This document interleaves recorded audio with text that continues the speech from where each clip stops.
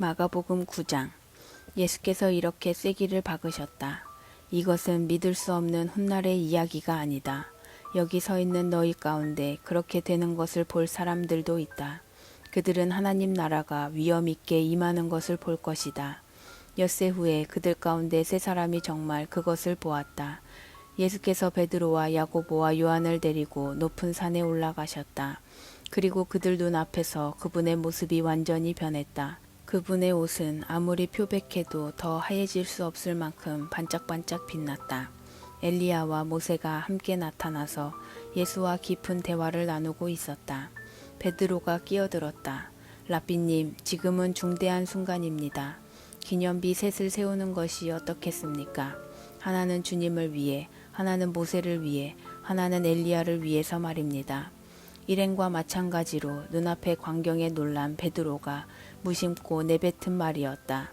바로 그때 비처럼 환한 구름이 그들을 덮더니 구름 속 깊은 데서 한 음성이 들려왔다. 이는 내가 사랑으로 구별한 내 아들이다. 그의 말을 들어라. 잠시 후에 제자들이 눈을 비비며 주변을 둘러보니 오직 예수밖에 보이지 않았다. 산을 내려오면서 예수께서 그들에게 비밀을 지킬 것을 엄히 명하셨다. 너희가 본 것을 아무에게도 말하지 마라. 그러나 인자가 죽은 자들 가운데서 살아난 뒤에는 말해도 좋다. 그들은 죽은 자들 가운데서 살아난다는 것이 도대체 무슨 말인지 몰라 고개를 갸우뚱거렸다. 중간에 제자들이 물었다. 종교학자들은 왜 엘리야가 먼저 와야 한다고 말합니까? 예수께서 대답하셨다. 과연 엘리야가 먼저 와서 인자가 올 때를 위해 모든 것을 준비한다. 사람들이 이 엘리야를 업신여겼고 사람들이 인자도 똑같이 업신여길 것이다. 인자는 성경에 기록된 대로 심한 고난과 천대와 멸시를 받을 것이다. 그들이 산을 내려와 다른 제자들에게 돌아오니 주위에 큰 무리가 보이고 종교학자들이 제자들에게 따져 묻고 있었다.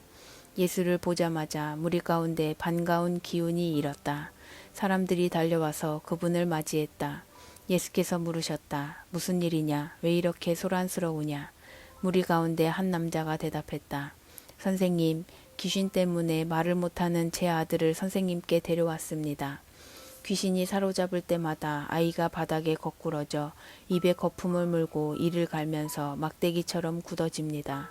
선생님의 제자들에게 구해주시기를 바라고 말했지만 그들은 하지 못했습니다. 예수께서 말씀하셨다.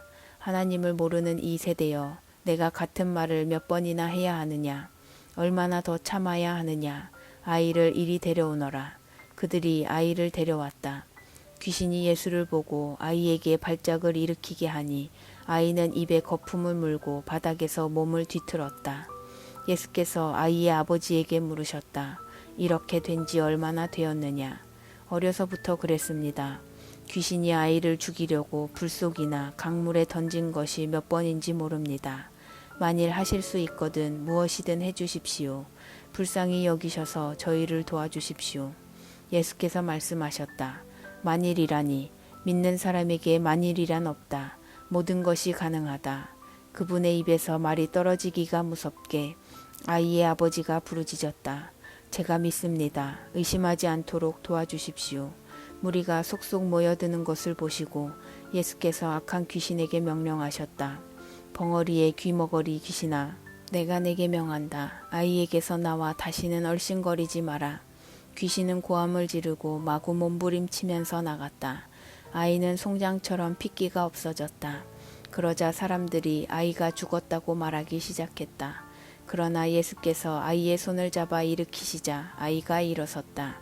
집에 돌아온 뒤에 제자들이 예수를 붙들고 물었다. 왜 저희는 귀신을 쫓아내지 못했습니까? 예수께서 대답하셨다. 이런 귀신은 기도가 아니고는 쫓아낼 수 없다. 그들은 거기를 떠나서 갈릴리를 지나갔다. 예수께서는 제자들을 가르치고 싶으셔서 아무에게도 일행의 행방을 알리지 않으셨다. 예수께서 그들에게 말씀하셨다. 인자는 하나님과 관계하기를 원치 않는 사람들한테 넘겨질 것이다. 그들이 인자를 죽일 것이다. 죽은 지 사흘 후에 인자는 다시 살아날 것이다. 제자들은 무슨 말씀인지 몰랐으나 묻기도 두려웠다.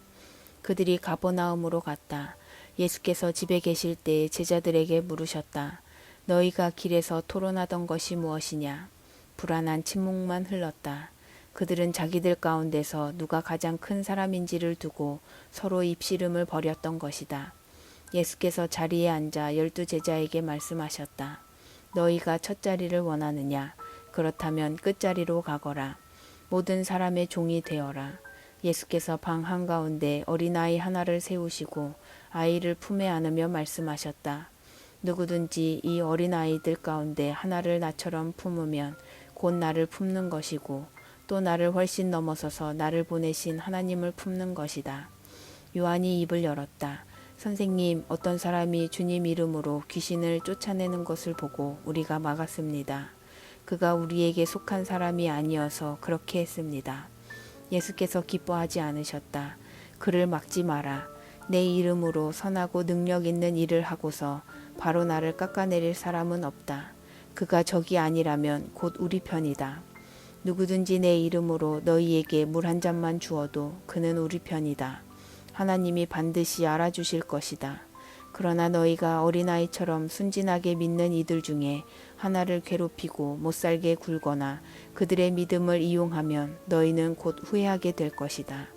차라리 너희 목에 맷돌을 달고 호수 한복판에 뛰어드는 편이 낫다. 내 손이나 발이 하나님께 방해가 되거든 찍어내버려라. 손이나 발이 없더라도 살아있는 것이 두 손과 두 발을 보란듯이 가지고서 영원히 불타는 용광로 속에 있는 것보다 낫다. 또 내 눈이 너를 하나님에게서 멀어지게 하거든 뽑아내버려라. 한눈으로 살아있는 것이 지옥불 속에서 2.0 시력을 발휘하는 것보다 낫다. 머지않아 모든 사람이 재련의 불 속을 지나겠지만 너희는 영원한 불꽃으로부터 보호받고 보존될 것이다. 너희는 스스로 보존하는 자가 되어라. 평화를 지키는 자가 되어라.